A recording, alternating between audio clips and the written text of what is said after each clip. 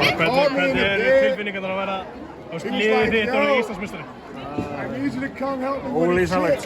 Ég var byrjað að grenja eins og unga barn bara að það voru 3 mínútur eftir. Alls ekki að trúa þessu. Þetta sé loksins orðið að veruleika.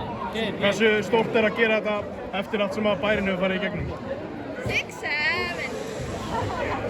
Það ekkert hægt að koma í, þú veist, það ekkert að koma orðið með þetta. Þetta ofboðslega stórt.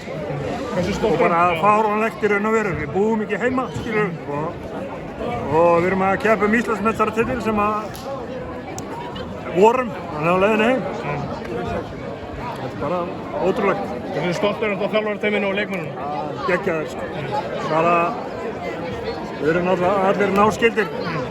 Við erum þremenningar og við höfum svona gert það saman í mörg ár og þetta var náttúrulega síðasta tímabilið mitt. Ég hætti sem formaður og bara ótrúlega falleg gjöf. Ég er 50 á föstudaginn og ég er bara ótrúlega stoltur af þér. Til hamingju með titil og afmælið.